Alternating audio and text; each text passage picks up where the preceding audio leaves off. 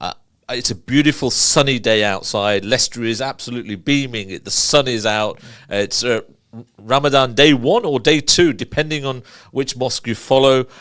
Certainly, the weather has picked up this week. I was dreading it last week. I was thinking every day is really drab, cloudy, and cold.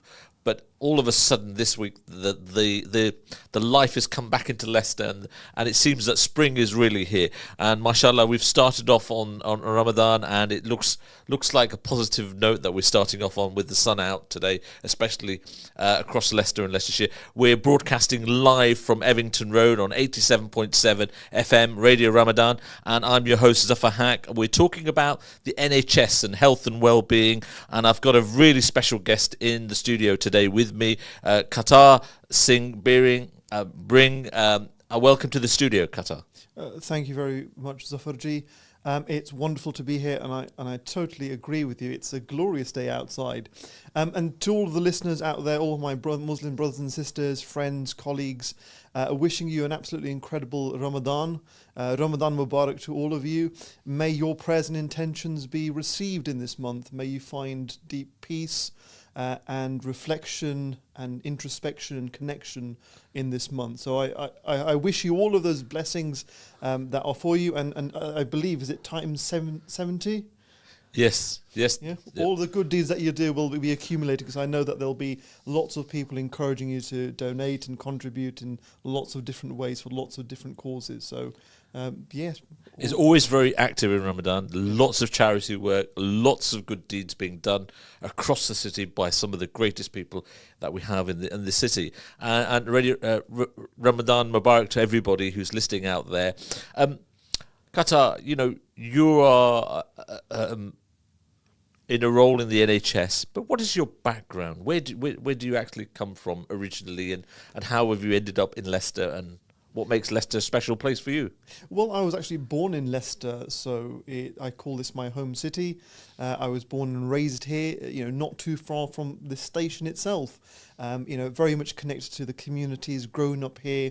Went to Judge Meadows School, went to Beecham College, went to the University of Leicester, and went to De Montfort University as well. So I've spent a huge amount of my life in this city, and I'll be honest with you, I do love this city. I love the diversity, the cultures, the vibrancy. It's big enough to have everything you might want, and not too big that you can easily get out into the countryside. So there's lots that I love about this city. But I'm a born and bred Leicester lad, and spent pretty much all of my life living here.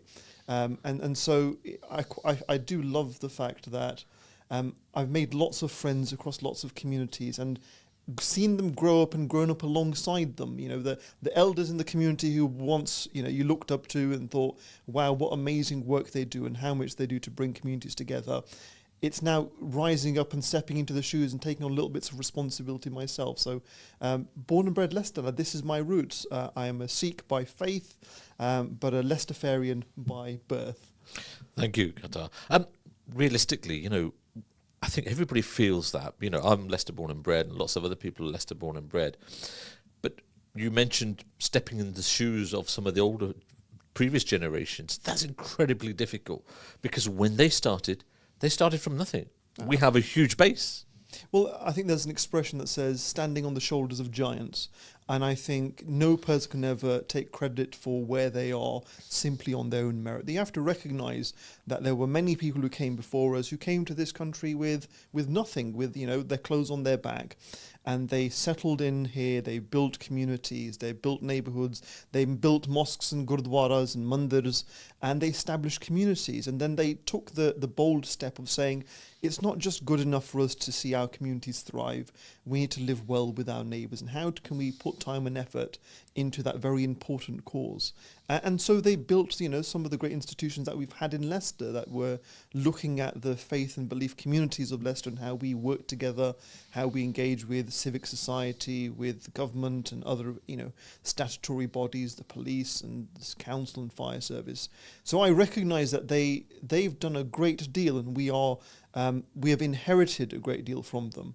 But then, as anyone who inherits something good, it's your responsibility to be a diligent custodian of that and protect and preserve those things that are deeply important, which sometimes, with life as it goes, when challenges come, people sometimes lose sight of those things that take place in between communities and across communities that sees us all as one big Leicestershire community. And so I've taken my time, and I think it's a conscious effort. Each one of us has choices in life, and for me, actually investing my time, my free time, and my energy towards building communities and connecting and building relationships and trying to contribute towards the harmony and connectivity of the city has been something I'm passionate about. And I think you do a great job, and I think everybody from your community, and certainly from all communities, should be very proud of the work that people like you do, and the commitment that you have. I mean, when I think back to my father, and I think we are certainly standing on their shoulders, literally, because they did all the hard work. And Leicester, with its diverse community, I remember my father saying to me, "We're all the same. Just treat everybody as is part of your family. Don't treat anybody other than that." Yeah. Because it is one big family. This is Ramadan radio.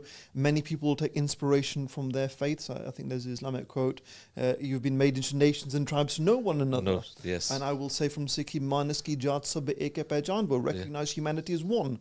And I think it's with that lens of understanding and respect that we see that we are sharing in humanity, even if we have different cultures and beliefs and backgrounds or nationalities. We are one humanity, and I think that message that pervades brings people together. Yes, and it's really important that message, and Ramadan is a prime example of that as well. Just the same way as lots of other religious celebrations where people do come together and to actually try and understand other people's religions and look at the benefits of everybody's religions, because there is. I think there's definitely been a journey that we've gone on in Britain as a whole, but maybe around the world, in getting to know different communities and cultures and religions. And I think particularly if we think about Ramadan as an example, it's about people understanding what this means to our Muslim communities and how that impacts on their daily lives, and also how can we be accommodating and understanding to a Muslim person, throughout the journey of Ramadan and what that might mean. Exactly. And so what made you go into the profession you're in? You're head of chaplaincy at Leicester Hospitals. There's almost 18,000 staff that work at the hospital. You're head of the chaplaincy service for that. What made you go into that area? Well, chaplaincy is not just a job, it's a vocation. But also, if I'm honest with you, Zafar, I would say Waheguru, the Almighty, guided me to this. My life was directed to the world of law and being a solicitor. That was the direction of travel. But I think that it was a point in my life where I asked myself a question, and that was, if I'm on my deathbed, looking back at a life lived, what do I want to see in that? And there are lots of things you can do in life. You can spend all of your time in lots of different directions. There are lots of worthy causes. But I think for me was making a difference in people's lives, and doing little things every day. And if you think about your job or the role or work that you do, you spend huge amounts of your time at your workplace. And for me, it was, well, how can I integrate my values and what I want in life into the kind of work that I do? And, I grew up in a deeply spiritual, religious family. For me, seva, selfless service, was a core part of life. I was actually serving as a chaplain at Leicester Colleges at that time. I trained in interfaith relations, I did a master's in interreligious relations, and found my way into the world of chaplaincy. And I began as a Sikh chaplain in a part-time role within the hospitals, and fell in love with it, because for me it was about serving people in need. And hospitals are one of those places where you don't go there unless something's gone wrong. Something's gone wrong. And how many people work at the hospitals in the chaplaincy, and what are their backgrounds, and what do they actually do inside the hospitals? So we're quite fortunate. I think Leicester is a super diverse city, and so it feels appropriate and right that our chaplaincy service recognises that diversity and has a broad spectrum of diversity within there. So within my team, we cover both the University Hospitals of Leicester and Leicestershire Partnerships Trust. So that's the 3 acute hospitals of Leicester, all the community hospitals of Leicestershire, and all of the mental health units in between. And so in my team, I have 13 chaplains, but a mixture of full-time and part-time. And in terms of religion and belief, I've got obviously Christian, Muslim, Hindu, Sikh, non-religious. So I have a humanist and existentialist, as well as Jewish provision within the service. But beyond that, we have access to a much broader spectrum of different faiths and beliefs, because what I recognize is, as a chaplaincy service, as a part of the NHS, we have a responsibility to serve all of our communities. And for me, a big part of that, I mean, Leicester was one of the first places in the country to employ non-Christian chaplains. So we had, Muslim, Sikh and Hindu provision from early 2000s. And we were the first in the country to appoint a non-religious chaplain, because it's recognizing that even if you don't have a faith or belief or religious belief, you still have spiritual and pastoral needs, and there is a part of your care that we can offer. So in terms of the team, I have a broad spectrum of diversity. In terms of Muslim chaplains, I have 3 Muslim male chaplains and 1 female Muslim chaplain. Again, a mix of full-time and part-time. But again, for me, it's recognizing that we have a huge diverse population that comes into hospital, as well as diverse staff.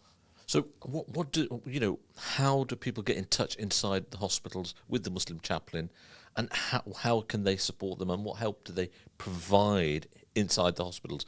I mean, Leicester's hospital is absolutely huge. The 3 sites, the General, the Royal Infirmary and the Glenfield. So many patients in there all the time. And some of them, unfortunately, critically ill as well at times. So what kind of support do they actually provide within the hospitals? So chaplaincy provides support at any point in someone's healthcare journey. It could be when they're coming in, when they've been given bad news, whilst they're going through a journey of recovery or healthcare, or actually if people are deteriorating, unfortunately, going to palliative care or heading towards end of life, we can provide support to them within that time. And also when someone passes away, one of the things that we have as part of our chaplaincy service is a 24 hours, 24/7 on-call service, which means there's always a chaplain available for families who are in crisis. So even 2 o'clock in the morning, if someone is dying and they would like to see a chaplain, there's always a chaplain that's on call. Yeah, and with lots of people, they're living on their own. They don't have necessarily family members. So they can actually call on the imam or local imam or from the hospital imam to come and pay them a visit and pray for them? So within the hospital, there are lots of ways that you can find out about the chaplaincy service. I mean, we have posters on every wall, on every hotboard, on every ward. Our posters are there with our contact information. The staff teams know about our service. Patients can ask to the staff and say, we'd like to speak to the Muslim chaplain, and then that referral gets passed on to us. If it's an emergency, it goes to the switchboard. They will call us directly. If So someone, it's 24-hour service, basically. so yeah, there's always a chaplain available, and again, it's always about being accessible as possible. And again, I recognise that we're always trying to be as responsive as possible to the patient need, but equally, if someone is walking past our office or someone in the community or a relative wants their family member to be seen, they can call the chaplaincy service and say, my mum is in this ward, could someone go and see her? And then we would facilitate someone to go and see her. And again, in terms of the care that we provide, I would describe it as 3 different things. We have pastoral care, spiritual care, and religious care. Pastoral is being alongside people through their journey in healthcare, and that recognises that sometimes there is nothing medically more that can be done for a person, but actually in that time showing them care and compassion is hugely valuable. Spiritual care is about the big questions in life, about meaning and purpose. And sometimes when someone is struggling with ill health, they will have lots of deep questions. Often, why is this happening to me? What am I going through? I'm suffering. And even sort of existential questions. And then there's religious care. And that is if someone has religious needs, then we will try and support that with, everything from prayers to religious rites to sacraments to all sorts of things that we might offer, as well as, and I'll give it an interesting example, I think we might touch upon this later, but was it yesterday? I had a request come through for a Muslim family, and they requested a Quran cube. Now, this was something that was, really, it found its way into the world of healthcare during the pandemic. But these are players of the Quran. So there's a small mini music players that play the Quran. So, for those of you who are listening in, like I know in my home, there's always something that's on in the background, whether it is, religious music or prayer, or there's something that we listen to. It's part of the homely environment, that spiritual environment. And I can imagine many Muslim families will have prayers being played at home. And therefore, in the hospital, we recognize for a family who is, struggling or suffering or going through a difficult time, just for them to be able to listen to their prayers might give them sort of a deeper sense of peace. So all of these things were little things that we might be able to do to support a family. I certainly know that those cubes are invaluable, and I know during COVID, so many families couldn't go into the hospitals because of the circumstances of the hospitals, and I would regularly get phone calls from different people. Can you make sure we get a cube there? Can we get a cube there? And so who funded these cubes? Because I know they were donated, some of them, weren't they, at the time? And they pray the Quran all the time. And they're invaluable assets, really, aren't they? Absolutely. And I think it's wonderful, how often people might donate, resources like that. Because these are things that people might tangibly utilize within the hospitals. And during the pandemic, there were lots of organizations, groups who donated to the hospital. And, those things are now resources that we utilize. But again, for me, it's always trying to be on top of having a wealth of resource that we could utilize for patients and families during those times of crisis. So do you have enough cubes? Do you have ample enough for what demand you have at the moment? I think that we always have a good stock. Could we always use more? Possibly, but I think that's just the nature of having lots of resources that are utilized all the time. And whilst the Quran cubes are utilized, normally they're meant to be returned, but sometimes they don't. So that's just a natural part of how these resources are utilized. And from my point of view, it's all right. Sometimes these things will happen, sometimes things get missing, but actually, how can we provide those things for people so that they can have the right thing at the right time? And so the Quran cubes are great examples of also, things like Qurans and Bibles and other resources. Is again, from my point of view, there's two things. One is making sure it's accessible to patients and families, but also when they're kept with the respect and dignity that's due to them. And because anyone who's got the Quran, you will always look after it well. Will you treat it with respect? And for me, as a chaplaincy service, I'm quite clear.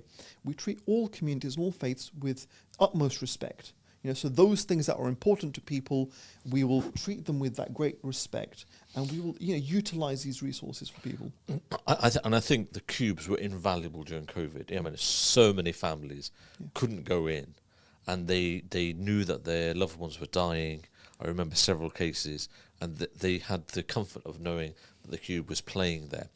Now, is there any issues with the cubes playing on a ward, on a bed? There's no problems that occurred with that? As far as I'm aware, I think people are quite respectful and accommodating to one another. It's sometimes, those of you who've been in hospital, sometimes in a base, someone's in pain, and they may be sort of, expressing that pain. You're in a shared environment, but I think people are responsive and respectful to one another. And so I think there's something about how that is well managed. And the staff are absolutely incredible. Well, I mean, second to none, the staff at Leicester Hospitals are absolutely brilliant. And it must be, I was working for the NHS for a little while, and it was so proud to wear that badge of the NHS at that time. And they go over and beyond what they really need to do. So many staff, so many different occasions that I've been into the hospitals, and so much feedback that I get from people is that they do a fantastic job just across the board. Leicester UHL is a fantastic organisation. You're listening to Radio Ramadan on 87.7 FM. Our telephone number, if you're calling in, if you want to call the studio with any questions, is 0116 48228086, or you can send us a message on WhatsApp, which is 077 488 55055. You're listening to Radio Ramadan on 87.7 FM. And the studio number again, 0116 482 2086. You can give us a call and ask any questions on what's happening at Leicester Hospitals. Kartar, one of the things is halal food and, availability at Leicester Hospitals. I know you've had some influence in that. What's the position at this moment in time? So within the hospital, we recognise there are lots of people who have different dietary requirements, particularly patients. And I know in the last year or so, in terms of the provision around vegetarian and halal, again, there was a refresh that was done in that. Again, and chaplaincy was very much involved. My Muslim chaplain, Mulana Dawood Bulla, my Hindu chaplain, Pandit Lalit Maharaj, again, both got very much engaged in supporting the trust. And I think this is credit to the trust that they were really responsive in making sure that we do the best for our patients. And in terms of the patient catering provision, both of my Muslim imam and my Hindu chaplain, they both went out to the production facilities to do the quality assurance, those checks, to make sure from a hospital's perspective that things are appropriate and suitable. Because for me, the hospitals provide a service to all of our communities. And a huge part of the vision for the trust is about being trusted in communities. So why not make sure that the provisions that we're providing will satisfy our community? So, for me, there's an assurance there about the quality of what's being provided and it fits the right standards. But also that's linking with sort of national standards, HMC certification or other certification. Again, it's making sure that if we as a provider for our people, our communities, are doing something, delivering a service, how do we make sure it's the best possible service and it responds to the needs, particularly, from all of our diverse communities? So that, again, was a fantastic win. And even as part of that process, I love this, the team actually invited people from the community to taste the food. I know, yes. So yeah. it's not just about we're providing this provision, it tastes, we don't know what it tastes like. It's actually saying, here is the taste of what the food will taste like given to patients. Because if I'm unwell, a good meal just makes a big difference. And I think the hospital recognise that. So little things that matter, it makes a difference to people's lives. I think they've done a real fantastic job on that. I mean, the feedback I got, because I know there was lots of people food tasting. I had several people who had been to the food tasting session, and they were actually really happy about the food that was being shown to them.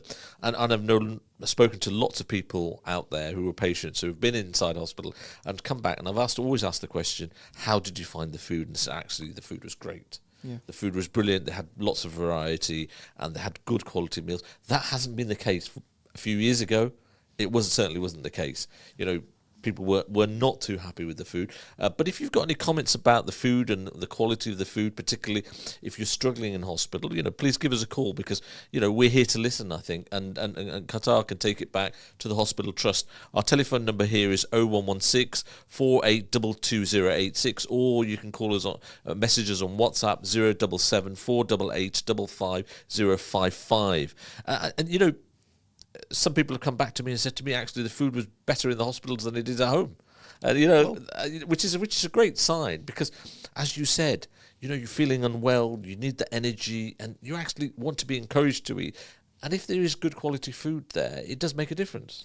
Absolutely, and I think that's a part of the vision of the trust, is to be a great place for all of our communities, a place that recognises that diverse needs need diverse responses, but also the quality of care that is responsive to the needs of those people who are accessing our care. And it's not just one size fits all. It's recognising across the spectrum of diversity, of all the protected characteristics, how can our service be more responsive to the people that we serve? Because those little things matter.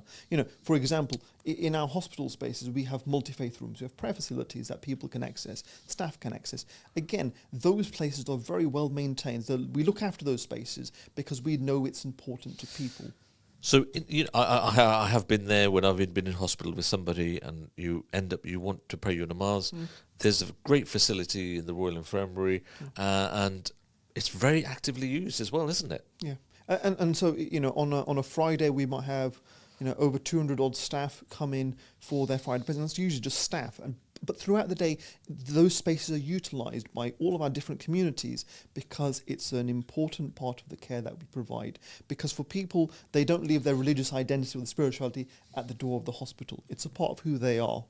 And so in the hospital, whilst they're there, we maintain those spaces, we manage those spaces, and we look after those spaces. Right now, if you go to any of the three the hospital sites, in the Muslim prayer rooms, there are dates and there's water for when people want to break their fast. Again, mashallah, that's a great positive, isn't it, really? Yeah. That's a great inspiration, isn't it, if you think about it, really? Yeah. And it's a great sign of your commitment. No, absolutely, and we're really grateful to the organisation that work with us, that sort of donate and support these initiatives that we have. But it's one of the things that when I became head of service here at Leicester's Hospitals, one of my commitments was to say, how can we better celebrate people's festivals? The major faith festivals from different communities, how can we celebrate them better? And how can we work in partnership with the different staff groups and communities to make those things happen? Last year, we had a wonderful Diwali celebration. We had a wonderful Eid celebration. We had a wonderful Hanukkah celebration. Again, all of these things, it's about celebrating and recognising community. And actually, if you go into the hospitals right now, there will be a board near each of the chaplains offices. At the General Hospital, near the entrance, there's a board there that recognises it's Ramadan. It's to say, we as a hospital community recognise this is something important to our community. There's something there to mark that. And so even at the LRI, if you walk past the chaplaincy office, that's where we have the board during the week. And the number of times that people have stopped and they looked at it and maybe learned something or taken a fact sheet that we've left out there just because it's about education. The more we understand about communities, the more responsive we can be in how we serve them. And the hospitals were never always like this, which we know. The culture has changed. And how long have you been working at the hospital? How do you feel it's been changing over the years, just generally? So I began in the hospitals in 2013, which every time I think about that date, I think, crikey, how long has it been? Yeah. But again, I think, Rome wasn't built in a day. And one of the things I absolutely really value about the Trust, and the executive, is that they are committed to being better for its communities, to serve and do better, not just in terms of the quality of the healthcare provided, but in the accessibility. Health inequalities is one of the big agendas. Rue, who's one of the directors for that, again, is passionate and committed towards how can we listen to our communities, identify some of the barriers, because the health outcomes of our communities, it varies quite significantly depending on which community you might belong to. And I think it's such an important and valuable initiative that the Trust is taking to really look at that and say, well, who is not being served as best as possible, and how can we shift that, and how can we change that, how can we improve the care that's being provided? So it's a journey that we're on. And I'm a firm believer, you never get to the end of that journey because there's always things that you can do better, and there's always developments that you can do. But it's about intentionality. And I relate this to Ramadan. Yeah. Your day, before your prayers, you have an intention that focuses your mind and your concentration. Yeah. What is it I'm trying to do? What is it I'm aiming for? What is it I want? And I think there's an intentionality with the Trust, with Richard, the Chief Exec, and with the Trust at large. There is an intentionality to serve our communities better. And that, for me, is a wonderful and a priceless thing, something that we should celebrate, something that we should encourage and promote as communities. Normally, most organisations have a tick box exercise. Do we do this? Do we do this okay? Do we do this okay? But it seems Leicester hospitals have gone over and beyond that and looked, actually, what else can we do? We don't need this tick box exercise. We're going to do something different here. Yeah. And you're part of that something different because you're the head of the chaplaincy there. And I think, even for people like me looking from the outside, you can feel that the culture is changing. There's no door that's not open. You come up with a suggestion, and Richard and the executive team, Richard Mitchell, who's the chief exec, he's been on this Radio Ramadan for the last 3 or 4 years already. There is a commitment there to actually go out and engage with everybody and do what they can. Absolutely, and I think that is it. It's recognising we're not going to get everything right the first time. We're not going to be perfect at everything, but we're committed to working on this, to listen to communities, to listen to people, and take that on board and make steps and changes. And I think this is the significant difference and the value of having systemic change. It's not just looking at how can we fix some of the symptoms of the problem. Is saying, well, how can we go back to the structure and conception of the way that hospitals work and run, and are there changes that we can make into that will improve the quality of care, the experience of people? And again, linked in that is the work that chaplaincy does. It's about the experience of patients whilst they're in their healthcare journey. We work in partnership with lots of other professions because we are one team. We are serving every patient. Every patient's important. Every patient is a person who's probably got a family around them. They've probably got loved ones. Their life is precious. How can we honour and serve them as best as possible within the hospitals? Some people don't always get that the best experience when they've end up in hospital or when somebody's passed away, there is still issues in the system. What do you say to sort of try and deal with those kind of issues? Because it doesn't always work, does it? Well, the hospitals, are a very busy place. I think, in the last, one of the stats I have in my head is 260,000 A&E visits in a year. That's not a small number. There's constantly people who are in need, and it's an incredibly busy service. So I recognise there will always be things that aren't going as well as possible, but actually there's lots of great things as well. And for me, if someone hasn't had a great experience, we have a wonderful PALS team. And they are there to listen to people. When things haven't gone right, they're there to listen, and how can we learn from that? How can we do better if things haven't gone as well as possible? And there could be a myriad reasons why that happens. But the commitment is there to listen and learn and do better.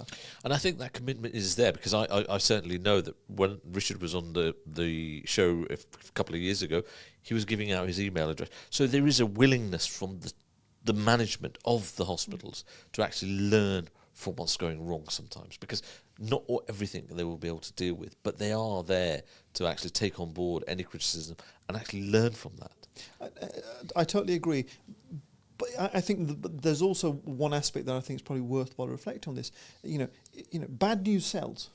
And I can give countless examples of just recently when people have said, you know what, say what they like about the NHS, you guys do amazing work. There's such a, my experience in hospitals has been fantastic. There are lots of great examples of people who will come into our hospitals, go through life-changing procedures, and come out at the end of it with a new lease of life, which as a gift, as something to offer and do for someone's life is incredible. And I think that sometimes we've got to celebrate those voices as well, and celebrate the positives, and realise there are so many great wins that take place in the hospitals. And we had COVID, and during COVID, the staff did a fantastic job. They were under incredible pressure all the time. And we know that most people from the ethnic minorities were at a higher risk, and yet they were working non-stop, saving people's lives. And there was an outpouring in Leicester, wasn't there, really, of support for the hospitals. I mean, I remember pizzas were walking into the hospital corridors. There were gifts coming in all the time. What was actually, how did that feel like, and what was it like? Well, the chaplaincy service didn't stop. We worked throughout the pandemic. We were there alongside people. We supported people who were going through COVID. We supported them at the end of life. We were there with them. And we were one of the conduits for lots of communities. Yourself, someone who's very active in the community will get calls. I still remember the calls that I got outside of work hours to me directly from family members who knew me through the community, who were just in incredible distress. It was such an intense time. And actually throughout that service, I have a lot of respect for all of the staff who gave their commitment during that time. But there was also, I think, at that time, even nationally, there was a recognition of how incredibly valuable the NHS is. The idea of free at the point of use. Anyone can come into our hospitals, and they will be treated, they will be looked after with dignity and respect and care and compassion. That is an incredible service to have. We look around the world, actually, that is something that is, quite remarkable to have as a service. And during the pandemic, people expressed that true gratitude and thankfulness for what the trusts and hospitals were doing for people during the pandemic. Now, and I'll say this with some honesty, that's what we're there for. Every member of staff recognised that there were challenges, and recognised, this was, a disease that we didn't really know, how many people might die from it. But they stood up and they stepped up and they made a huge contribution. And, I have a huge amount of love and respect for my colleagues, during that time who gave their contribution in service. Yeah, I mean, I was listening to some of them post-COVID and the trauma that they went through, just dealing with it for themselves psychologically, it was draining. And for the scale that it went on for, you're talking months and months, over years, in fact, in the end. But I still think there was, just the positiveness of the community spirit. I know some people were dropping biscuits off. There were people who were making scrubs for them. There were people who were delivering pizzas. There was water going in. There were drinks. There were snacks. And I think if I remember correctly, all the meals for the staff were free for a time, wasn't it? Yeah. Honestly, we felt the love from the staff and the community. We felt the care that they had for us, knowing that, as the whole world went to lockdown, lots of the cities were in lockdown. There were people who were stepping up every day, going into the hospitals, into healthcare settings, in all sorts of different forms, there to serve people. And again, coming face to face with COVID, coming face to face with an illness that you don't know how dangerous it might be. And again, seeing people go through the trauma of actually passing away in the hospital. And people who do pass away in the hospitals during COVID and even now, what support do you give to, because obviously as Muslims, we want to bury our loved ones as quick as possible. Yeah. How much can the hospitals facilitate that? And what work have you done in that area in particular? So I know that the bereavement services actually are very responsive, and they do an incredible amount of work with the workload they have. And I know they've done lots of community engagement over the year. They've worked closely with places like Crescent Funerals, MB Call, and other institutions within the Muslim community, just to give that as an example, to listen and respond. And again, for us, it's about how do we respond to the needs of our communities? How do we try and facilitate things and orient our service to be able to respond to community needs? And so, from my point, from the chaplaincy service, it's one of the things I will say. If you're a Muslim person in hospital and your loved one is passing away, you can contact the chaplaincy service. That's a layer of support there that's there for you to offer that support. And to go to the nurse or the doctor or the ward sister or the ward staff, they'll be able to tell you, this is the number, or they'll dial the number and speak to the chaplaincy service. All a patient needs to say, or a family member say, is, would like to speak to the chaplain. Yeah? That's it. Okay. That's it. And a Muslim chaplain will come up to see them or contact them or speak to them. Yeah, so for example, across all our hospitals, we encourage people, and I think that's one of the things I'm always saying is, this service is here for you. You can contact us. And that's the way it's done. And normally when the message comes to us, it'll say, we've got a Muslim patient on this ward with this bay, and they've requested a Muslim chaplain.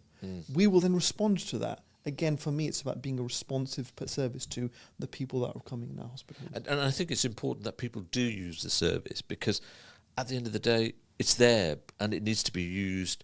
It will help support them. And do they act as a bit of a conduit between bereavement services and the family sometimes? Does that happen? We work very closely with palliative care, with bereavement services. We're integrated into that. And actually, in terms of understanding religion and belief and culture, that's integrated into lots of the processes. So when someone is approaching end of life, it's a part of what is recognized at that time to try and say, well, does this person have spiritual or religious needs? And how can we support and respond to that? Again, these are built into the structures of how we engage in our communities. And I think that's something to understand, that from our services, we're there to respond to people and do the best for them.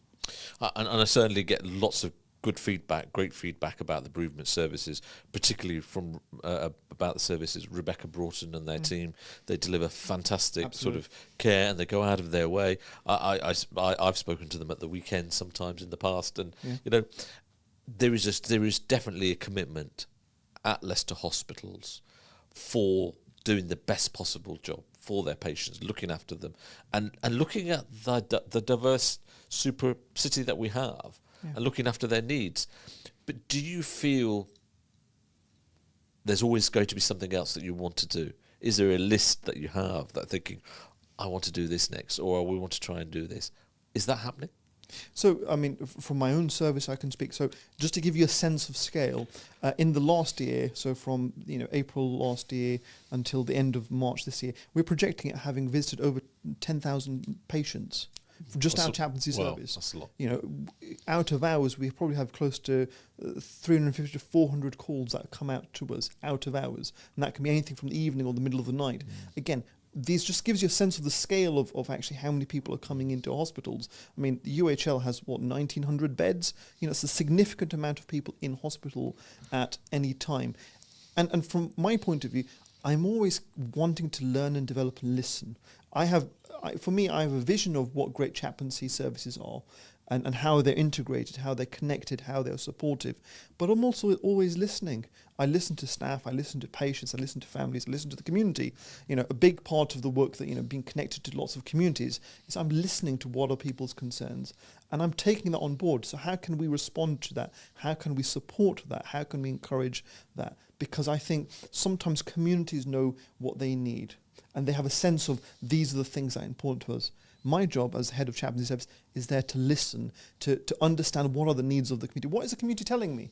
And how can I respond to that? Again, those kinds of things, those kinds of initiatives, those bits of work are always on the horizon for me, because I think you're never a developed service. You're always developing. You never reach that end point, because there's always stuff you can do better.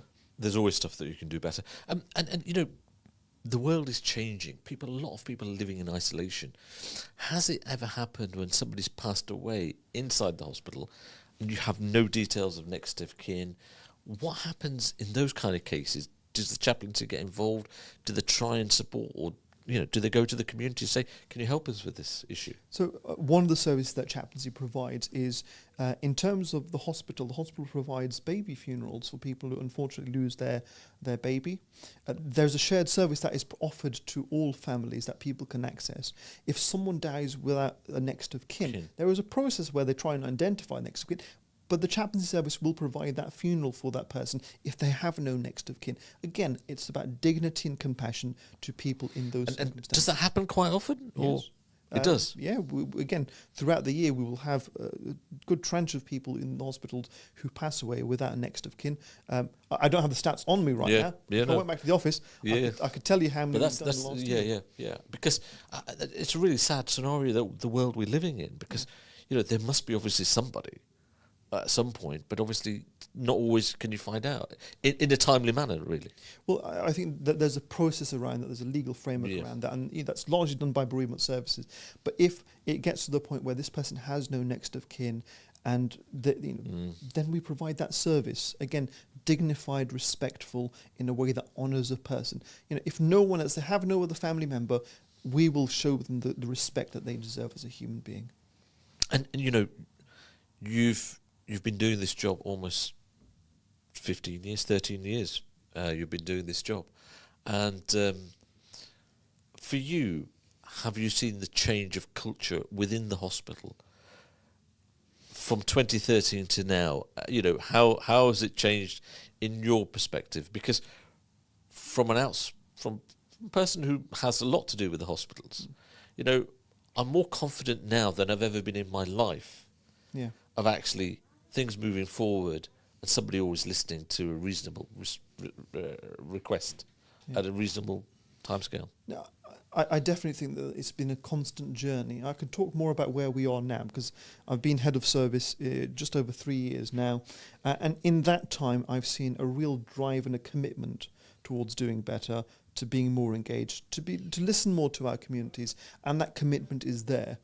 Right from the top, from Richard Mitchell, the chief exec, all the way across the organisation, there is a commitment to how do we serve our communities, how are we trusted by our communities. And trust is a very important and powerful word, because it's not just something you can do, it's something that's earned, and it's earned by consistency over a period of time. It's demonstrating that we have our values, and we want to live by those values. We want to embed those values into our service.